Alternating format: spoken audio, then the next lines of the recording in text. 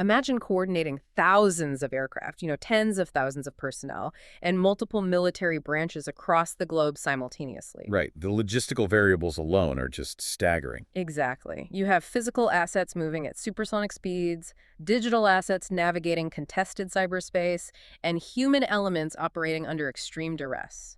So how does an operation of this magnitude not just devolve into utter chaos? Well, the answer isn't just bigger weapons or faster computers. It's an invisible, incredibly rigid architecture of rules. And today, we are opening the Blue Suit files to answer exactly how that architecture is built. We're dissecting the foundational logic of the United States Air Force and joint operations, specifically looking at doctrine and joint planning. We are analyzing the core manuals that dictate how the Air Force operates. Specifically, we're looking at Air Force Handbook 1, Chapter 6, alongside an internal matrix called the Airman Development and Testing Chart, or the ADTC. Which is a fascinating document on its own, right? It really is. Yeah. The ADTC is this administrative tool that reveals exactly how the military views its own personnel. It strictly categorizes the required level of comprehension expected of its enlisted leaders. Right, and for a mid-level leader like a technical sergeant, the Air Force dictates that understanding this operational architecture requires what they call a Level B comprehension. Yes, and we need to define that, because Level A comprehension is just rote memorization. It's reciting facts, recognizing acronyms, or regurgitating definitions for a multiple-choice test. It's basically trivia. But Level B demands actual understanding. It requires constructing meaning, inferring consequences, comparing systems, and explaining relationships. Exactly.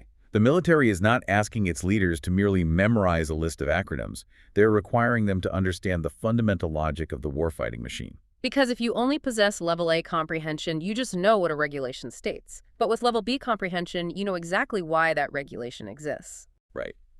You know how it interacts with other operational parameters, and more importantly, the strategic fallout of violating it. So our objective for this deep dive is strictly aligned with that Level B focus.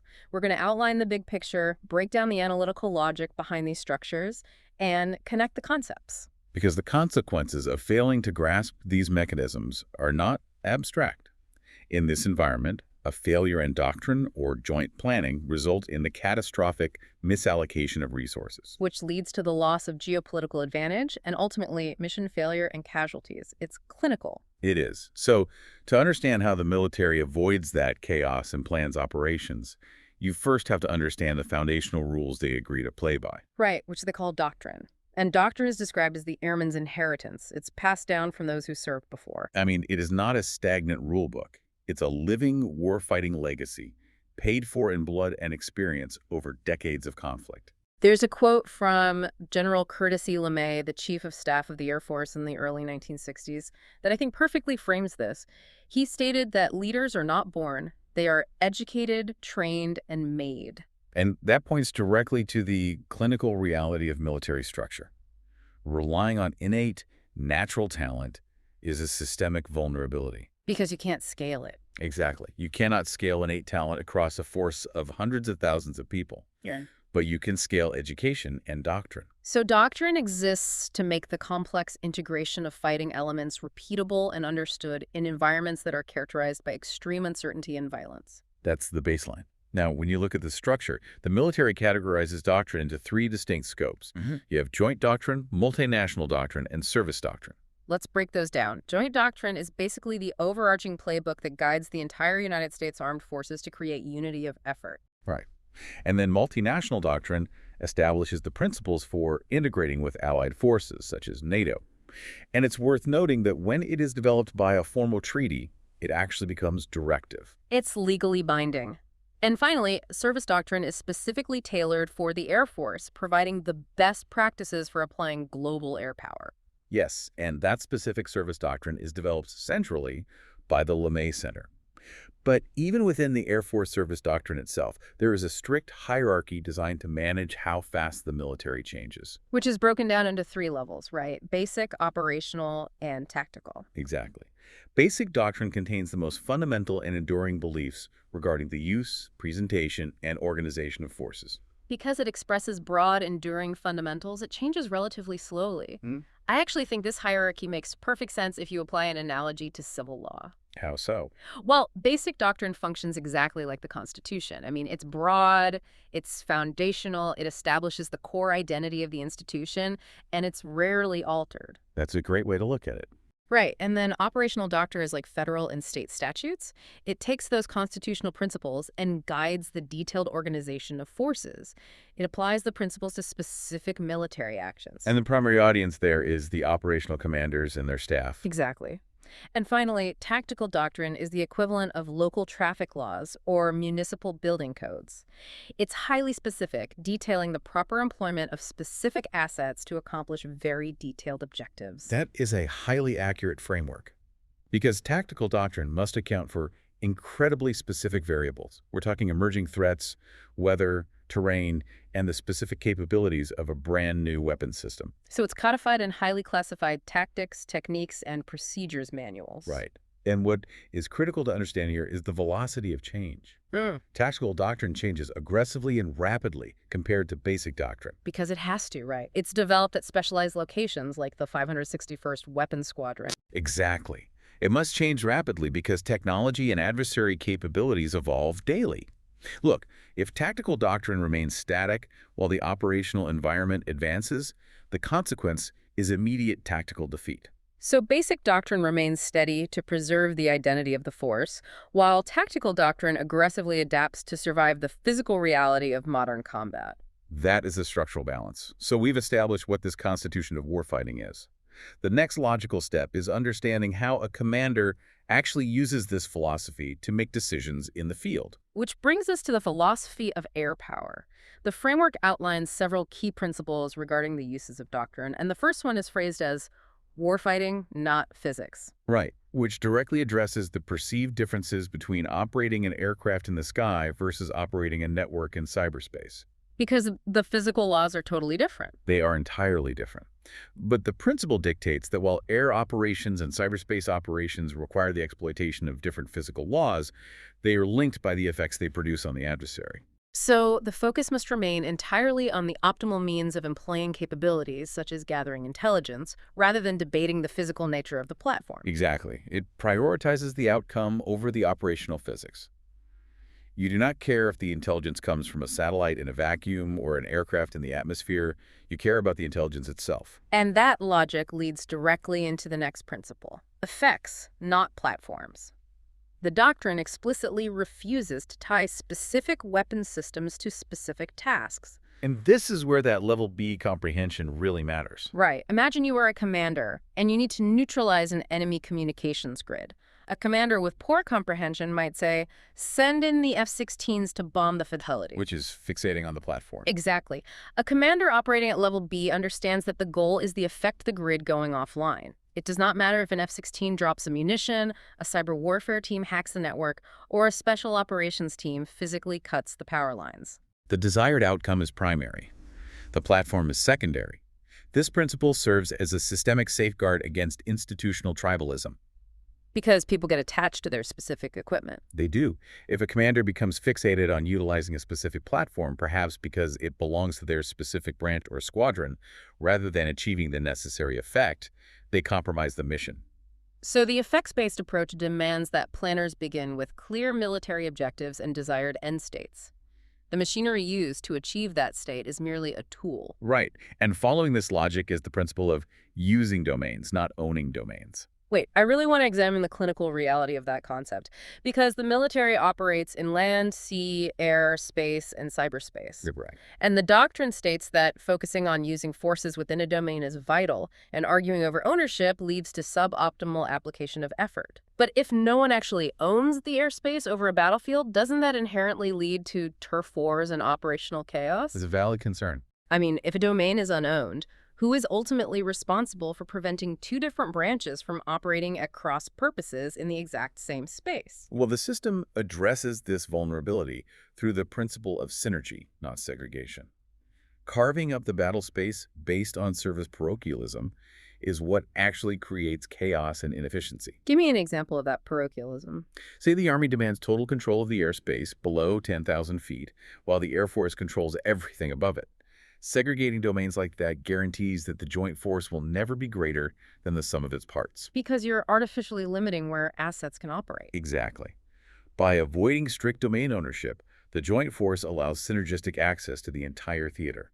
This prevents restrictive fire control measures from artificially limiting the use of scarce high-demand capabilities. So the responsibility does not lie in owning the geographic space. It lies in achieving the unified objective through a single functional commander. Yes, which we will explore in depth when we discuss command relationships. Right. And that synergy connects directly to the principle of integration, not just synchronization. And there is a very precise distinction made here in the text. A critical distinction. Synchronization is merely the arrangement of military actions in time, space, and purpose. It is essentially just about timing. Right. Synchronization means hitting the target at the exact same time from two different directions, but integration is fundamentally different. It is. Integration is the arrangement of forces to operate by engaging as a single, cohesive whole. It means combining forces so their collective impact is fundamentally altered and amplified. We also need to examine the clinical reality of the right force, not just equal shares of the force principle. Yes, a senior military officer once noted that joint warfighting is not like Little League baseball, where everybody gets a chance to play. I mean, the composition of the joint force is dictated entirely by the clinical needs of the mission. Exactly. If a mission requires a purely naval and cyberspace approach, the Air Force and Army do not deploy assets simply to ensure equal representation. Because deploying assets for the sake of branch pride violates the economy of force, it wastes resources, and it introduces unnecessary risk to personnel. It's a dangerous vanity. Now, beyond these uses of doctrine, the Air Force relies heavily on the tenets of air power. These are the fundamental guiding truths specific to the employment of aviation and space assets. And the absolute most critical tenet discussed here is mission command. This is the overarching philosophy for the command and control of air power. It's designed specifically to empower subordinate decision-making, providing flexibility, initiative, and responsiveness in accomplishing the commander's intent. And mission command is executed through a highly specific triad, right? Yeah. Centralized command, distributed control, and decentralized execution. Let's look at the first piece. Centralized command ensures that air power is commanded by a single airman, the air component commander. This centralization enables the massing of effects and maintains the economy of force. Right, because air power can produce strategic effects globally in a matter of hours. Command must be centralized at the highest level to manage global geopolitical risk. However, and this is the systemic reality, centralized systems are inherently fragile. Highly fragile. Therefore, distributed control ensures the system remains responsive and survivable. So if a central command node is destroyed, or its communications are jammed by an adversary, control is distributed enough across different geographic locations to prevent a total systemic collapse. Exactly. And the final vital piece of that triad is decentralized execution. This is the delegation of execution authority to empower subordinates. It achieves an effective span of control and fosters disciplined initiative. Think about it from the operator's perspective. If you are navigating a contested environment where the situation changes by the second, you cannot afford to wait for permission. Right. You can't wait for a centralized authority who is 3,000 miles away and lacks real-time situational awareness to give you the green light to strike a fleeting target. Decentralized execution allows the tactical operator to make the lethal decision, provided it aligns with the broader commander's intent. The other tenets of air power refine how this force is applied. You have flexibility and versatility, which allow air power to shift objectives decisively and operate simultaneously across all levels of war. And synergistic effects, which aim not for the sheer attrition of enemy targets, but the precise application of force to break the enemy's operational capability or will to fight. Then there's persistence, which is the continuous pressure applied against targets, denying the enemy the ability to ever seize the initiative or recover. Followed by concentration. This demands overwhelming power at the decisive time and place, guarding against the dilution of air power across too many secondary tasks. Then you have priority and balance. Priority requires commanders to establish incredibly clear requirements because resources, no matter how vast the military budget, are always finite. And balance is the dynamic, continuous judgment required by the commander to weigh combat opportunity, operational necessity, and strategic effectiveness against the direct physical risk to friendly forces. So Because the military relies on this integration and synergy, and because no single branch owns a specific domain, there must be a universally accepted set of rules governing how these different branches operate together. Which introduces the rules of the game, the principles of joint operations. The framework outlines 12 distinct principles here. 9 of these are the traditional principles of war, recognized throughout military history. Right. 3 are modern additions reflecting the extreme complexity of contemporary globalized operations. And 1 is a specific addition utilized by the Air Force to manage interagency cooperation. Let's unpack the 9 traditional principles first, because they form the bedrock of all military strategy. First is unity of command. This ensures all forces operate under one responsible commander to guarantee absolute concentration of effort. You cannot have 2 generals giving conflicting orders to the same battalion. Second is economy of force. This is the judicious employment and distribution of force. It means allocating appropriate effort to primary objectives while committing strictly essential resources to secondary efforts. It explicitly dictates against the use of more force than is reasonably necessary to achieve the objective. Third is maneuver. Maneuver places the enemy at a disadvantage through the flexible application of combat power. And for air power specifically, maneuver is not just the physical movement of forces. It is the product of speed, range, flexibility, and versatility. Right. The forward deployment of bomber aircraft to an allied nation is a form of maneuver that reassures allies and deters aggressors on a global scale without a single weapon being fired. Exactly. Fourth is objective. This requires directing every single military operation toward a clearly defined, decisive, and attainable goal. The political goals of the nation and the military goals of the commander must align perfectly here, or the operation will fail. Fifth is security. This is the mandate to never permit the enemy to acquire an unexpected advantage, Which encompasses physical security of bases, operation security regarding troop movements, and information security in cyberspace. Sixth is offensive. This dictates that the joint force must act rather than react.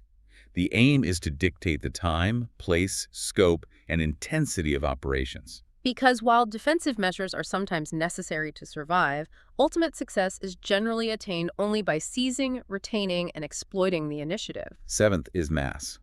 Mass is the concentration of military power at the decisive place and time. And it's important to note that modern air power achieves mass not necessarily through overwhelming numbers of aircraft darkening the sky, but through the highly effective attack capabilities of dispersed forces, precision-guided weapons, and cyberspace collaboration converging on a single point. Eighth is surprise. Surprise leverages security by attacking the enemy at a time, at a place, or in a manner for which they are completely unprepared. Air power's rapid global reach heavily enables this, allowing strikes across the globe before an adversary can even mobilize defenses. And finally, among the traditional principles is simplicity. This principle demands avoiding unnecessary complexity in organizing, planning, and conducting operations. Look, I think simplicity is often the most overlooked principle, but it mirrors the reality of efficient corporate communication. How so? If a strategic plan is convoluted, heavily layered, and requires constant clarification, subordinate commanders cannot operate creatively within their rapidly changing environment. Complexity is essentially the antithesis of micromanagement. That's a very accurate assessment. You must provide simple, unambiguous guidance, standard equipment, and clearly defined command relationships. Because if you don't have simplicity, the decentralized execution we discussed earlier becomes completely impossible. Because the tactical operators won't understand the ultimate goal. Right. Now, moving to the modern additions to these principles, we find restraint, perseverance, and legitimacy. And these 3 are deeply intertwined, especially with the traditional principle of economy of force. They are. Restraint is the strict prevention of the unnecessary use of force. It requires military commanders to constantly balance immediate security needs with long-term national objectives. And legitimacy is the maintenance of legal and moral authority throughout an operation. It's based entirely on the perceived legality, morality, and rightness of actions by domestic audiences, partner nations, and the global international community. Now, the connection between economy of force, restraint, and legitimacy requires that level B comprehension to truly grasp. Because economy of force isn't just about saving money on missiles or fuel, it's about not using a sledgehammer when a scalpel will do. Exactly. Imagine a commander needs to eliminate a hostile sniper in an urban environment. Right. If they authorize an airstrike that levels an entire city block to take out one target, they have violated the economy of force. And by using excessive unnecessary force, they have simultaneously violated restraint. The immediate byproduct of leveling that city block is the destruction of the operation's legitimacy on the world stage. And the consequence of that is not just a bad public relations cycle. A loss of legitimacy actively enhances the opposing party's recruiting and diplomatic position. Which prolongs the conflict. And this leads directly into the need for greater perseverance, which is the preparation for measured, protracted operations. Because you lost legitimacy, an operation that should have taken months may now require years of perseverance to reach termination criteria. That is how these principles cascade into one another. The final principle, which is specific to the Air Force's operational reality, is unity of effort. It acknowledges that during modern contingencies, multiple government agencies, non-governmental organizations, and multinational partners may be operating in the same space without a single unified command structure. You cannot establish unity of command over the Red Cross or a sovereign allied military. Right. So unity of effort ensures these disparate groups still coordinate their actions and resources toward the same overarching goal through cooperation, consensus, and common interests. Now, knowing that multiple agencies and branches are operating simultaneously introduces the next critical layer of this architecture: command relationships. We've established the principles of how they operate, but we must decode who actually holds the power to direct these operations. This is the alphabet soup of military authority. It really is. Historically, the value of joint operations was undeniably proven during Operations Desert Shield and Desert Storm. The synergistic combat capability of integrating air, land, and sea forces absolutely devastated the opposing military infrastructure. And this interdependence was legally formalized by the Goldwater-Nichols Department of Defense Reorganization Act of 1986, which fundamentally rewired how the military branches interact. The structure draws a hard, non-negotiable line between unity of command and unity of effort. As we noted, unity of command means all forces are under a single commander with the legal authority to direct them. And unity of effort is required when unity of command is impossible, relying entirely on cooperation. To achieve either, we have to untangle the specific types of command authorities. The absolute highest level of operational authority is combatant command, or COCOM. This is the non-delegable authority of combatant commander to perform functions of command involving organizing and employing commands, assigning tasks, and designating objectives over assigned forces. COCOM cannot be transferred or delegated down the chain. It rests strictly with the top commanders overseeing global geographic regions. Below COCOM is operational control, or OPCON. OPCON is inherent in COCOM. It is the authority to actually organize and employ forces, assign tasks, and designate objectives necessary to accomplish the specific mission. OPCON can be delegated to subordinate commanders. However, and this is a critical distinction, OPCON does not include authoritative direction for logistics, administration, internal discipline, unit organization, or training. The commander with OPCON tells you what the mission is, but they do not manage your payroll or your career progression. Next is tactical control, or TACON. TACON is inherent in OPCON. It's a much narrower authority, limited strictly to the detailed, localized direction and control of movements or maneuvers within the operational area necessary to accomplish specific tasks. Then there is support, which is a formal command authority established when one organization is legally mandated to aid, protect, complement, or sustain another force. But the final, and arguably most complex authority to grasp, is administrative control, or ADCON. ADCON is the direction or exercise of authority regarding administration and support. It is a service-specific authority flowing through the specific military branch channels. And it is rooted legally in Title 10 of the United States Code. ADCON provides the legal authority for the individual services, the Army, Navy, Air Force, Marines, to execute their mandate to organize, train, and equip forces. So to explain Title 10 simply, Congress holds the power of the purse and the power to raise armies. Title 10 essentially dictates that the services function as the human resources and logistics departments of the military. They recruit, they train, they buy the equipment, and they administer the discipline. However, the services do not fight the wars. The combatant commanders fight the war. Exactly. ADCON is subject to the command authority of combatant commanders, but it is fundamentally separate from operational direction. Now, this dual-chain structure often creates severe, confusing overlap for the personnel actually deployed on the ground. Let's map out a real-world scenario. Let's do it. Imagine you are an Air Force mechanic deployed to a joint base in a combat zone, and the overall operation for that region is commanded by an Army general serving as the Joint Force commander, who actually owns you in that scenario. Right. Who has OPCON to dictate your daily mission, and who have ADCON over your career and discipline. Exactly. The Joint Force Organization specifically resolves this exact friction point. A joint force is composed of elements from 2 or more military departments, commanded by a Joint Force Commander, or JFC. So the JFC authorizes and exercises OPSON over the entire joint force. Therefore, the Army JFC, in your scenario, hold OPSON over you. They direct the overarching mission and operational requirements. However, your ADCON, your administration, your performance reports, your discipline, and your specific training standards flow strictly through Air Force channels. The Army General cannot court-martial you under Army regulations or dictate Air Force promotion standards. That administrative authority flows to a specific individual, the Commander, Air Force Forces, or the COMAFOR. And the framework dictates that the COMAFOR should normally be designated at a command level above the operating forces. Yes, they should not be dual-hatted as the commander of a subordinate operating unit. This ensures they maintain a broad operational level focus rather than getting bogged down in the tactical weeds of a single squadron. The COMAFOR utilizes the Air Force's staff, the A4 staff, to manage the complex logistics of deployment, sustainment, and administration. The shorthand for this is that the A4 staff manages the beds, beans, and bullets. They ensure the force is fed, housed, armed, and administratively sound. Conversely, the operational control of those Air Force capabilities, the actual execution of the air war, is managed through the Air Operations Center, or the AOC. The AOC handles the incredibly complex planning, intelligence gathering, and execution of air operations. And in a joint environment where air assets from the Air Force, Navy, and Marines are all present, the JFC designates a Joint Force Air Component Commander, or JFACC. The JFACC's role is to exploit the full synergistic capabilities of all joint air operations, regardless of which branch owns the physical aircraft. Because the Air Force typically provides the vast preponderance of air capabilities and command infrastructure, the COMAFOR is almost always designated to simultaneously serve as the JFAC. When this occurs, the preferred terminology is simply Air Component Commander.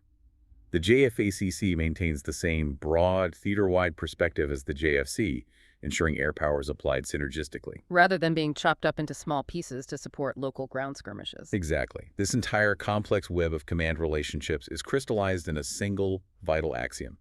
Airmen work for airmen, and the senior airman works for the JFC. So now that we understand who possesses the legal authority to command, we must examine exactly how they design an operation from scratch to achieve national security goals. Which is the joint planning process. Joint planning is the highly deliberate, analytical process of determining how to implement strategic guidance from the highest levels of government. It's the mechanism that aligns military capabilities, the means in time and space, the ways to achieve national objectives, the ends, all while managing an acceptable level of operational risk. The military differentiates between 2 distinct types of plans here: campaign plans and contingency plans. Campaign plans are designed to organize the day-to-day operations of the joint force to actively shape the operational environment. They are proactive. Right. They build operations, security cooperation activities, and investments to achieve strategic objectives over a long period of time. Contingency plans, however, are prepared entirely in advance to address a specific anticipated crisis. Like a catastrophic natural disaster, a massive terrorist act, or a sudden military invasion by a foreign power. And because no plan survives first contact with reality, contingency plans must be modified dynamically during execution based on real-time conditions. The mechanism for creating these plans is the Joint Planning Process, or JPP. The JPP is a strict 7-step analytical framework. It's designed specifically to frame complex problems, examine missions thoroughly, develop and rigorously compare alternative solutions, and ultimately produce an executable order. Let's walk through the steps. Step 1 is planning initiation. This does not happen spontaneously in a vacuum by a rogue commander. It is driven strictly by the civilian leadership, the President, the Secretary of Defense, or the Chairman of the Joint Chiefs of Staff. Documents like the National Security Strategy or the Joint Strategic Capabilities Plan serve as the primary legal and strategic guidance to begin the planning process. Once initiated, Step 2 is mission analysis. The combatant commander and their staff analyze the strategic guidance and develop a restated mission statement. This is not a simple read-through. It requires identifying every single explicitly assigned task and then analytically deducing all other implied tasks that are absolutely necessary to accomplish the mission. It forces the staff to define the exact parameters of the problem before they even begin thinking about solutions. Step 3 is course of action development. A course of action, or COA, is a potential solution or method to accomplish the mission. The planning staff is required to develop multiple distinct COAs to provide the commander with actual strategic options. The framework establishes stringent, non-negotiable criteria for these COAs. Every proposed course of action must be suitable, feasible, acceptable, distinguishable from the other options, and complete. If a COA fails even one of these metrics, for example, if it is suitable and complete but logistically not feasible, it is immediately discarded. Step 4 is course of action analysis and wargaming. This step closely and aggressively examines the potential COAs to reveal hidden advantages, critical vulnerabilities, and unforeseen disadvantages. This is a massive step. I view Step 4, wargaming, as the most critical point in the entire process. Wargames are essentially representations of conflict in a synthetic analytical environment. It's like a high-stakes game of chess, played out analytically before a single boot hits the ground. Exactly. But you aren't just looking at your own brilliant moves. You are explicitly forced to map out the action, the adversary's likely reaction, and your required counteraction for both friendly and opposing forces. This wargaming process is critical because human psychology naturally gravitates toward optimism regarding its own plans. We naturally assume our plan will work flawlessly. We do. Wargaming forces the planners to confront the secondary and tertiary consequences of their proposed actions. It identifies inevitable friction points within the operational environment. It prevents commanders from falling in love with their first idea. Step 5 is course of action comparison. This is an objective and subjective evaluation where the multiple wargame COAs are evaluated against a strict set of criteria established previously by the commander. The ultimate goal is to recommend the specific COA that balances the ends, ways, means, and operational risk most effectively. And this rigorous, formal comparison is explicitly designed to mitigate cognitive bias. It prevents a commander or a sycophantic planning staff from simply jumping at the first plausible idea and then reverse engineering justifications for it to please the boss. They must objectively compare distinct, viable options. Step 6 is course of action approval. The staff formally briefs the commander on the comparison. And the commander makes the ultimate decision to approve a COA, modify it based on their experience, or reject them all and send the staff back to the drawing board. Finally, Step 7 is plan or order development. The approved COA is expanded into a highly detailed operations plan or operations order. The initial concept of operations is refined in deep collaboration with all subordinate and supporting component commanders to ensure logistical reality aligns with the strategic vision. If execution is imminent, this plan is immediately documented and transmitted as an executable order. And the consequence of bypassing or rushing any of these 7 steps is the implementation of a fundamentally flawed operational design. This inevitably leads to unacceptable strategic risk, logistical collapse, and potential operational failure. Deliberate planning utilizing those 7 steps is essential when you have months to prepare. But the operational environment frequently generates crises with absolutely zero warning. What happens when a sudden crisis erupts, and those carefully crafted plans have to be turned into immediate action? This brings us to translating plan to action, focusing on crisis planning and orders. A crisis is defined as an incident that develops rapidly and creates a condition of such critical national security importance that the President or Secretary of Defense may consider committing military forces. Crises can escalate slowly over months, like a degrading civil war in a partner nation. Or they can erupt instantly without warning, like a hostage rescue situation or a catastrophic natural disaster requiring immediate humanitarian intervention. In these highly volatile scenarios, the Joint Planning and Execution Community, or JFACC, must execute accelerated decision-making. The transition from deliberate planning to immediate execution has to be seamless. This rapid transition is controlled through a highly specific, legally rigid progression of joint operation orders. The terminology here is incredibly dense, but the distinctions between these orders are critical for maintaining absolute civil-military control. The first step is a warning order, or WARNORD. Issued by the Chairman of the Joint Chiefs of Staff, a WARNORD is a planning directive that officially initiates the development of COAs by a supported commander in response to the crisis. Next in the sequence is a planning order, or PLANORD. A planner provides essential planning guidance and directs the initiation of detailed plan development before a directing authority has actually approved a specific military COA. Once a COA is formally approved by the civilian leadership, the system issues an alert order, or alertord. This directive orders the initiation of comprehensive plan development based specifically on that approved COA. However, it is vital to note that an alertord explicitly does not authorize the actual execution of the approved COA. Following this, a prepare-to-deploy order, or a deployment order, may be issued to increase the deployability posture of units, physically transfer forces between combatant commands, or signal planned military action to adversaries. And this often raises a critical question regarding the heavy bureaucracy of these orders. Why are there so many distinct layered directives just to tell military personnel to get ready for a mission? It seems redundant on the surface. Right. Why mathematically separate a planned, an alertord, and an execute order? Why not just tell the commander to handle it? The separation is entirely about strategic geopolitical signaling and maintaining absolute constitutional civilian control over the military apparatus. Because moving an aircraft carrier strike group or deploying a bomber task force is not just a logistical move. It is a massive geopolitical signal to adversaries and allies alike. An alertord allows the military to spool up its massive global logistical machine.